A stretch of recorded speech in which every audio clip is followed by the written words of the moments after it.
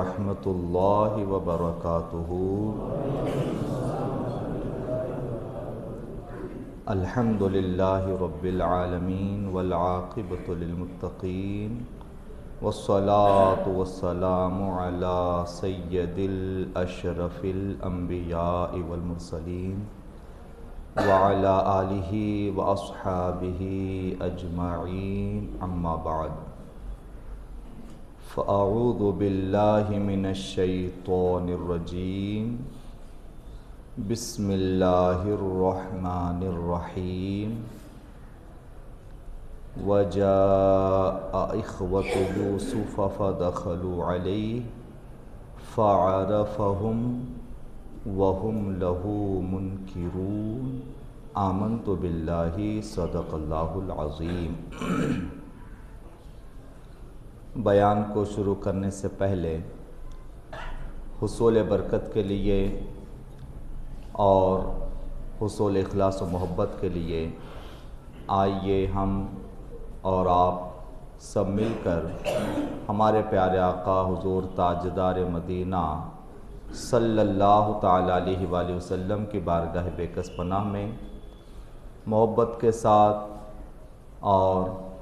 ادب و احترام کے ساتھ درود شریف کا ہدیہ پیش فرمائیں۔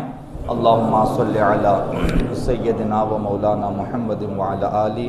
سیدنا و مولانا محمد وبارک وسلم، صلاۃ و سلام علیک یا سیدی یا حبیب یا رسول اللہ صلی اللہ تعالی علیہ وسلم۔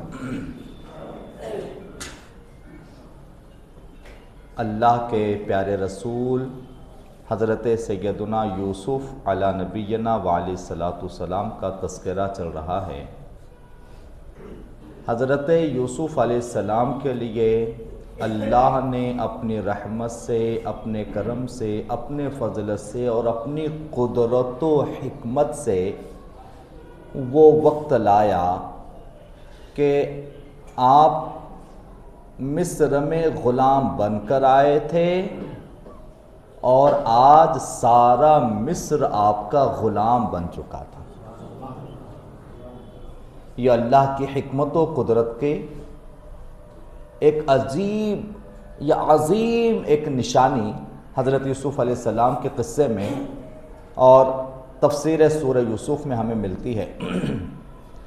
حضرت یوسف علیہ السلام یہ جو 7 سال گزرے، مشکل والے 7 سال،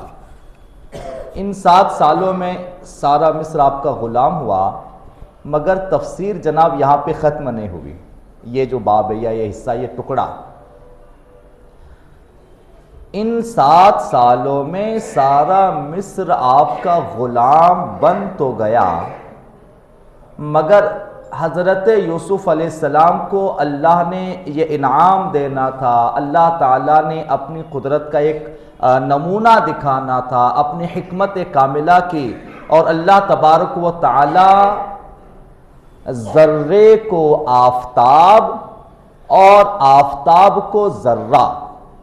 یا زمین کو آسمان، آسمان کو زمین کس طرح سے بنا سکتا ہے، اور اللہ کی قدرت کتنی عظیم ہے، اس کا نمونہ اور اس کی نشانی حضرت یوسف علیہ السلام کو دکھانا تھا۔ اس لیے اس طرح سے وقت کا چکر گھوما اور حضرت یوسف علیہ السلام آئے تھے غلام بن کر، آج سارا مصر آپ کا غلام بنا، مگر کیا شان ہوتی ہے پیغمبر کی، کیا شان ہوتی ہے اللہ کے نبی اور ایک اللہ کے رسول کی، کیا شان ہوتی ہے۔ بخدا زمین پر انسانوں میں کوئی نبی کی طرح نہ ہو سکا ہے، نہ ہو سکے گا۔ یہ شان ہوتی اللہ کے رسول اور اللہ کے پیغمبروں کی۔ حضرت یوسف علیہ السلام کی یہ شان ہوئی کہ سارا مصر آپ کا غلام بن گیا، اور جب اللہ نے اپنی قدرت کا نمونہ اور عظیم نشانی حضرت یوسف علیہ السلام کو دکھائی اور سارا مصر آپ کا غلام بن گیا، اس کے بعد ہی فوراً حضرت یوسف علیہ السلام نے جتنے آپ کے غلام ہوئے تھے، کنیزیں ہوئی تھی، حضرت یوسف علیہ السلام نے سب کو آزاد فرما دیا، بغیر کسی معاوضے کے، بغیر کسی قیمت کے، بغیر کسی اجرت کے حضرت یوسف علیہ السلام نے سب کو آزاد فرما دیا، سب کو آپ نے آزادی عطا فرما دی۔ یہ ہوتی ہے نبی کی شان، یہ ہوتا ہے نبی کا اخلاق، حضرت یوسف علیہ السلام۔ اور یہ تو ایک دوسرا، اس کا ایک اور پہلو ہے، یا اس سکے کا اور ایک دوسرا بازو ہے، آپ کو معلوم ہو کیا؟ اول تو حضرت یوسف علیہ السلام نے جتنے غلام تھے سب کو آزاد فرما دیے، یہ پہلا پہلو۔ دوسرا پہلو یہ کہ یہ جو مشکل والے 7 سال گزرے، جس میں بہت ہی مشکل حالات تھے سب کے لیے، مگر اہل مصر کے لیے نہیں تھے اتنے مشکل۔ کیوں؟ کیونکہ اللہ نے حضرت یوسف علیہ السلام کے ذریعے سے اہل مصر کے لیے وہ انتظامات حضرت یوسف علیہ السلام نے فرمائے تھے کہ سارے اطراف میں، اکناف میں مشکل ترین حالات ہوئے، جینا دوبھر ہوا، مگر اہل مصر کے لیے اتنے مشکل حالات نہیں ہوئے، کیونکہ حضرت یوسف علیہ السلام نے ویسے انتظامات فرمائے تھے۔ مگر اس کے باوجود بھی حضرت یوسف علیہ السلام نے ان 7 سالوں میں جو مشکل والے تھے، قحط والے، سوکھے والے، یہ جو 7 سال تھے، تفسیر میں لکھا ہوا ہے کہ حضرت یوسف علیہ السلام نے ان 7 سالوں میں کبھی بھی پیٹ بھر کر کھانا نہیں کھایا۔ ان 7 سالوں میں حضرت یوسف علیہ السلام نے کبھی بھی پیٹ بھر کر کھانا نہیں کھایا۔ پوچھا جاتا، اے شہنشاہ بادشاہ وقت، آپ کے پاس سب کچھ ہے، سارا سرمایہ، آج کہیں اطراف و اکناف میں مصر میں کسی کے پاس اتنا سرمایہ، اتنا غلہ، اتنا اناج، اتنے بہتایت نہیں ہے جتنے آپ کے پاس ہے، بڑے بڑے مالدار تڑپ اور بلک رہے ہیں، اور آپ کے پاس سب کچھ موجود ہے، سارے آپ کے بھکاری غلام بنے ہیں، اس کے باوجود آپ کیوں پیٹ بھر کر شکم سیر ہو کر نہیں کھاتے؟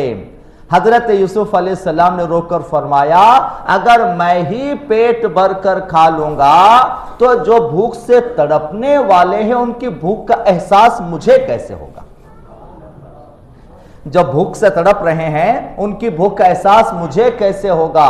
اصل میں یہ ہوتا ہے بادشاہی کرنا، سلطنت کرنا، حکومت چلانا، ملک چلانا، اسے کہتے ہیں۔ آج تو حالات پورے ہی الٹے ہیں،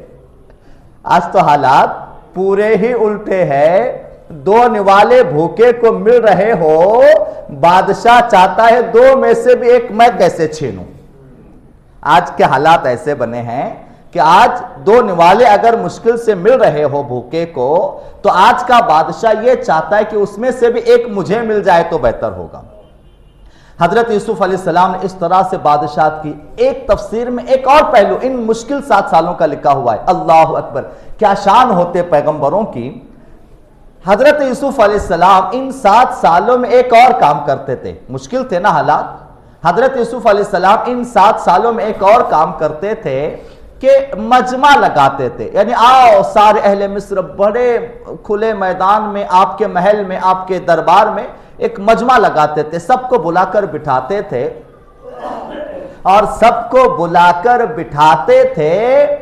اور بس اپنے چہرے سے پردہ اٹھاتے تھے۔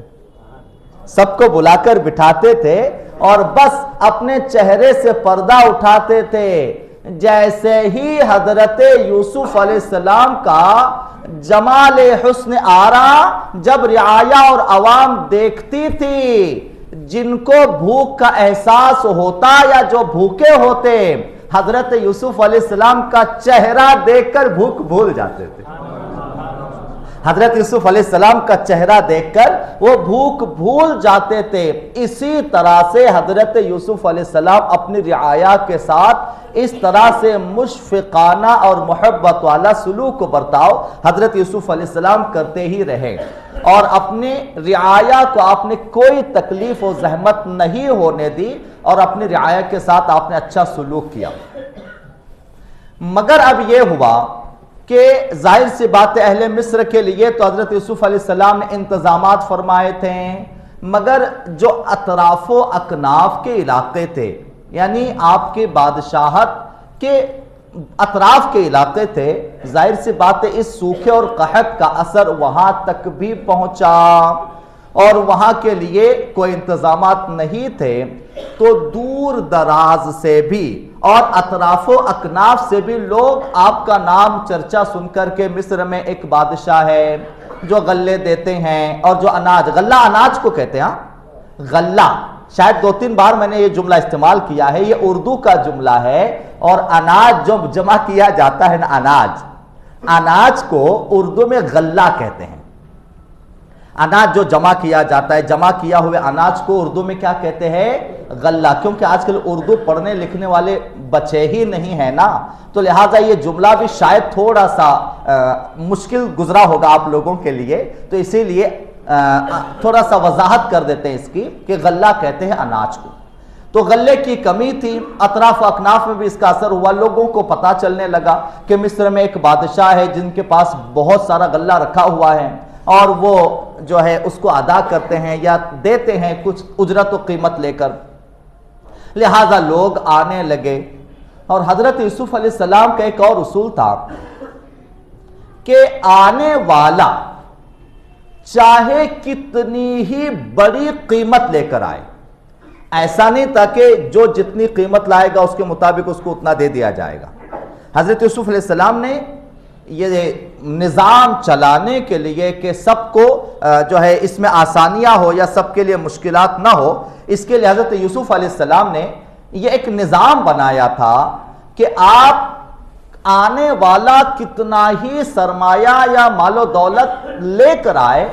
آپ نے ایک مقدار طے کی تھی، ایک آپ نے مقدار طے کی تھی، ایک آپ نے گنتی طے کی تھی، ایک آنے والے کو آپ اتنا ہی دیتے تھے، اس سے زیادہ نہیں دیتے تھے، تاکہ ان نظام اچھا بنا رہیں اور انتظامات اچھے رہیں۔ اور ایک تفسیر میں لکھا ہوا ہے کہ حضرت یوسف علیہ السلام زیادہ سے زیادہ، یعنی آنے والا اگر ایک کوئی آئے جتنا ہی سرمایہ لے کر آئے، مگر ایک آنے والے کو زیادہ سے زیادہ ایک گھوڑے کے وزن جتنا ہی آپ دیتے تھے اس سے زیادہ نہیں دیتے تھے، ایک تفسیر میں لکھا ہوا ہے۔ تو حضرت یوسف علیہ السلام کے اطراف میں یہ خبریں پھیلی کہ بادشاہ مصر میں ایسا ہے جو جن کے پاس اناج و غلہ موجود ہے اور جو قیمت لے کر اس کو دیتے ہیں، لہٰذا یہ خبر پہنچی کنعان میں،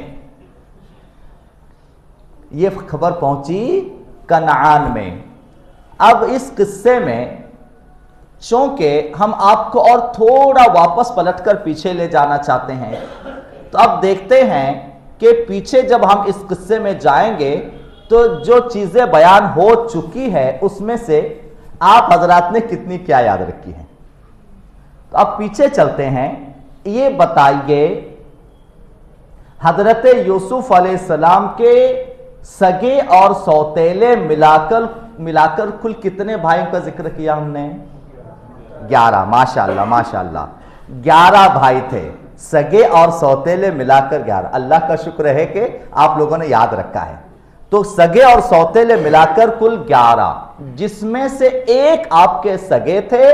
اور 10 آپ کے سوتیلے بھائی تھے، اور انہوں نے سارے حالات یہ بنائے تھے۔ بہرحال اچھا، تو جو آپ کے سگے بھائی تھے، آج دیکھتے ہیں محفل میں اور کس کا ذہن کتنا تازہ ہے۔ جو آپ کے سگے بھائی تھے حضرت یوسف علیہ السلام کے، ان کا نام کیا تھا؟ کہ 10 کے یاد رکھنا تو مشکل ہے، حالانکہ ہم نے 10 کے دیکھ کر بیان بھی کیے تھے ہم نے 10 کے نام، مگر جو آپ کے سگے تھے حضرت یوسف علیہ السلام کے، ان کا نام کیا تھا؟ ان کا نام، چلیے کوئی بات نہیں، یاد رکھیں، ان کا نام تھا بنیامین، ان کا نام تھا بنیامین یا بنیامین، بنیامین یا بنیامین ان کا نام تھا۔ تو حضرت یوسف علیہ السلام کے یہ خبریں جب اطراف میں پہنچی، ظاہر سی بات ہے کنعان، اور یہ جو حضرت یوسف علیہ السلام کے بھائی اور آپ کے محترم و مکرم والد گرامی، آپ کے ابا حضور حضرت یعقوب علیہ السلام کنعان میں ہی رہتے تھے، تو خبر کنعان میں بھی پہنچی۔ کنعان کے بھی حالات الگ نہیں تھے، جیسے سب کے تھے ویسے تھے، سوکھا تھا، کھانے کی مشکلیں تھیں، اناج کی کوئی نام و نشان نہیں تھا، لہذا کنعان میں خبر پہنچی۔ تو اب یہ 10 بھائی، اور اتفاق دیکھیے حضرت یعقوب علیہ السلام حضرت یوسف علیہ السلام کے سے بچھڑنے کے بعد، حضرت یوسف علیہ السلام کے آپ کے جدا ہو جانے کے بعد تفسیر میں لکھا ہوا ہے کہ آج کی تاریخ تک، یعنی حضرت یوسف علیہ السلام کے بادشاہ بننے اور یہ عرصے دراز گزرنے تک،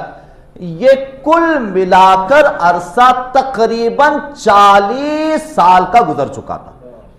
یہ عرصہ تقریباً کتنا؟ 40 سال کا عرصہ اس دوران میں درمیان میں گزر چکا تھا۔ حضرت یعقوب علیہ السلام نے حضرت یوسف علیہ السلام کی جدائی میں، آپ اپنے جو آپ کا مکان تھا وہاں سے نکل کر آپ جنگل میں تنہا اکیلے آپ ایک جھوپڑے میں رہ رہے تھے، اور آپ کی یاد میں، حضرت یعقوب علیہ السلام کی یاد میں روتے روتے اتنا روئے تھے کہ آنکھوں کی بینائی ختم ہو چکی تھی، آنکھوں سے اب نظر بھی نہیں آتا تھا حضرت یعقوب علیہ السلام کو۔ اور ان 40 سالوں میں جب سے حضرت یوسف علیہ السلام جدا ہوئے تھے،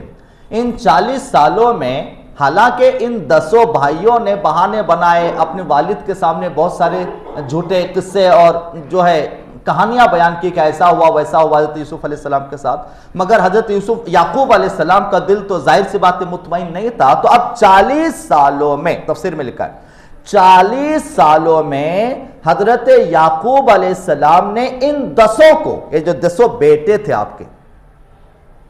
10 کو دیکھ کر 40 سال تک آپ کبھی مسکرائے نہیں تھے، ان کو دیکھ کر آپ کبھی بھی مسکرائے نہیں تھے، اور ان 40 سالوں میں اپنے ان بیٹوں کے لیے کبھی بھی آپ نے دعا کے لیے ہاتھ نہیں اٹھائے تھے، یعنی دعا نہیں فرمائی تھی۔ حالانکہ باپ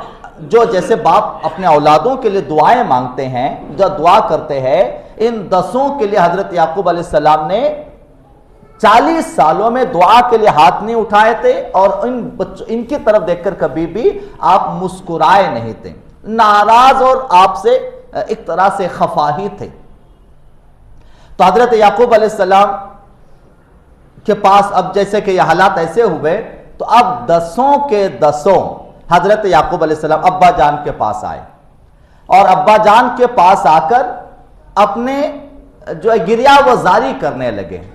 کہ کہنے لگے ابا جان اتنا طویل، اتنا لمبا عرصہ گزر چکا ہے، نہ آپ ہمیں دیکھ کر مسکراتے ہیں، نہ ہمارے لیے کبھی دعا مانگتے ہیں، لہٰذا اگر ہم سے لغزش خطا ہوئی بھی ہے تو خدا کے لیے معاف فرما دیجئے، کیونکہ آج حالات باہر ایسے ہوئے ہیں کہ قحط اور سوکھے کا عالم یہ ہے، پانی کا ایک قطرہ نہیں ہے، اناج کا ایک دانہ نہیں ہے،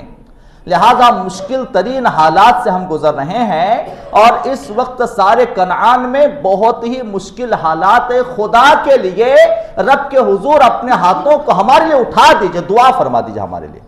یعنی ان بیٹوں نے عرض کی، گزارش کی ابا جان سے، حضرت یعقوب علیہ السلام سے، کہ اب تو دعا فرمائیے، ہم بہت تکلیف میں ہیں۔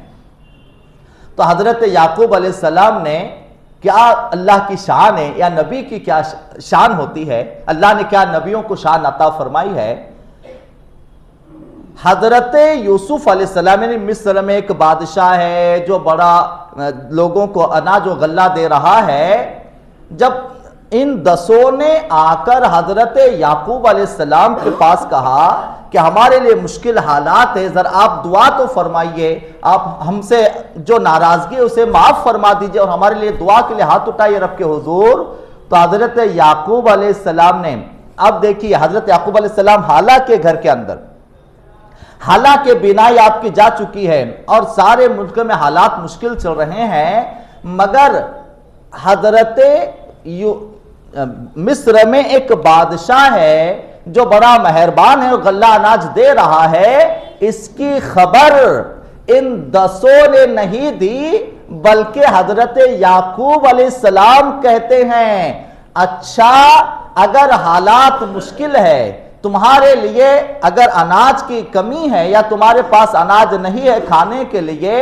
تو میں نے ایسا سنا ہے۔ حضرت یعقوب علیہ السلام کہتے ہیں میں نے ایسا سنا ہے کہ مصر میں ایک بادشاہ ہوا ہے، میں نے ایسا سنا ہے کہ مصر میں ایک بادشاہ ہے جو بڑا کریم اور رحیم ہے اور اس کے پاس اناج کی بہتایت ہے، بہت اناج ہے اس کے پاس، وہ بڑا کریم ہے، لہٰذا ایک کام کرو، اگر تمہارے پاس اناج نہیں ہے تو تم جاؤ اور اس سے کچھ اناج مانگ کر لے آؤ، تم جاؤ اور اس سے کچھ اناج مانگ کر لے آؤ۔ حضرت یعقوب علیہ السلام نے ہی حضرت اس بادشاہ کے بارے میں مصر کے بیٹوں سے کہا، بیٹوں نے کہا اچھا ابا حضور، اب ہمارے پاس بادشاہ کو دینے کے لیے تو کچھ نہیں ہے، دینے کے لیے تو ہمارے پاس کچھ بھی نہیں ہے، ظاہر سی بات ہے وہ تو لے کر کچھ اس کے بدلے میں لے کر دیتا ہے، تو لہٰذا ہم کیا لے کر جائیں، ہم کیا لے کر جائیں؟ جملے سنے آپ، اللہ اکبر۔ بات آگے بڑھنے سے پہلے اللہ کی رحمتوں کا نزول ہو جائے اور اللہ کے رسولوں اور بالخصوص تمام رسولوں کے سردار، تمام انبیاء کے سردار کی محبت و ادب و احترام ہمارے دل میں ہمیشہ کے لیے محبت بس جائے، اس لیے ذرا جھوم کر درود پاک تو پڑھیے نا۔ اللہم صلی علی سیدنا و مولانا محمد وعلی آل سیدنا و مولانا محمد وبارک وسلم، صلاۃ و سلام علیک یا سید یا رسول اللہ صلی اللہ تعالی علیہ وسلم۔ ابا ہم کیا دیں، ہمارے پاس تو کچھ نہیں ہے، تو 2 جملے کہے، کہا ایک کام کیجئے، جا کر اپنی مفلسی بیان کیجئے، یعنی ہمارے پاس کچھ نہیں ہے، کھانے کی محتاجی ہے، ہمارے پاس کھانے کا انتظام نہیں ہے، ہم غریب ہے، فقیر ہے، محتاج ہے، اپنی مفلسی اور اپنے حالات بیان کیجئے، وہ بڑا رحم دل ہے، دے دے گا۔ ابا جان نے کہا وہ بڑا رحم دل ہے، دے دے گا۔ بیٹے چونکہ دنیاوی ذہن رکھتے تھے، ایک بادشاہی کی نظر سے دیکھ رہے تھے، انہوں نے کہا ایسا تو نہیں ہوگا کہ کوئی جائے اپنی مفلسی بیان کرے اور دے گا، ایسا تو نہیں ہوگا۔ ابا جان اگر ہم نے اپنی مفلسی بیان کیا، اپنی بھوک کو بیان کیا اور اپنی غربت کو بیان کیا، اگر اس کے باوجود بھی اگر اس نے نہیں دیا تو حضرت یعقوب علیہ السلام فرماتے تو ایسا کیجئے، جا کر اس بادشاہ کے سامنے اپنا نسب بیان کیجئے، جا کر اس بادشاہ کے سامنے اپنا نسب بیان کیجئے، جا کر یہ کہنا کہ ہم فلاں، ہمارے باپ کا نام یعقوب، ان کے باپ کا نام اسحاق اور ان کے باپ کا نام ابراہیم ہے۔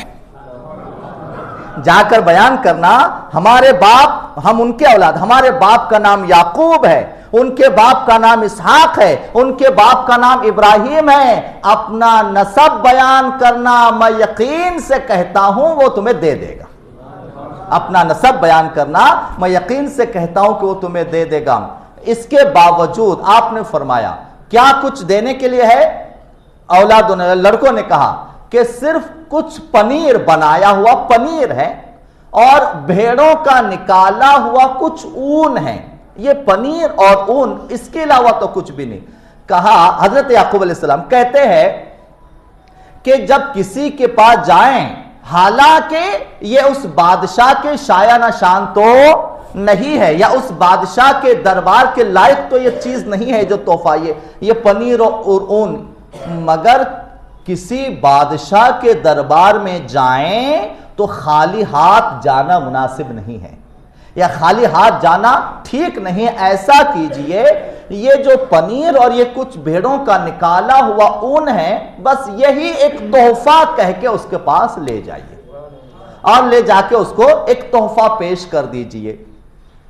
حضرت یعقوب علیہ السلام نے کہا کہ جاؤ، مگر جو آپ کے بیٹے تھے جو بنیامین جن کا نام ہے، بنیامین جن کا نام تھا، حضرت یعقوب علیہ السلام نے کہا 10 جاؤ مگر یہ نہیں جائے گا، 10 جاؤ مگر یہ نہیں جائے گا، اسے میں اپنے ہی پاس رکھ لوں گا، میں اسے تمہارے ساتھ نہیں بھیجوں گا، اسے اپنے ہی ساتھ رکھوں گا، ہاں مگر اس کے حصے کا ایک اونٹ لے جانا،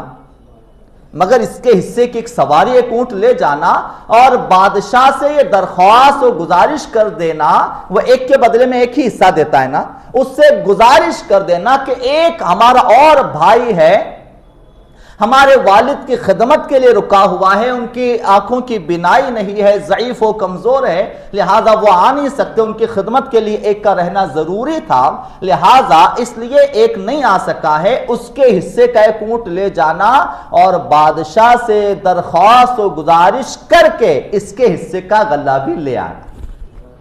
حضرت یعقوب علیہ السلام نے ساری اور بھی کچھ سمجھایا ہے، کچھ انشاءاللہ آئندہ جمعہ بھی آپ کے سامنے عرض کیا جائے گا۔ اللہ تبارک و تعالی ہمیں انبیاء کرام سے محبت کرنے کے توفیق عطا فرمائے، ہمیشہ نبیوں اور رسولوں اور بالخصوص ہمارے پیارے رسول سید الانبیاء اور سید الانبیاء سے محبت کرنے، تعظیم کرنے، احترام کرنے کے اللہ تعالی ہمیں توفیق عطا فرمائے۔ وآخر دعوانا ان الحمدللہ رب العالمین۔ کھڑے ہو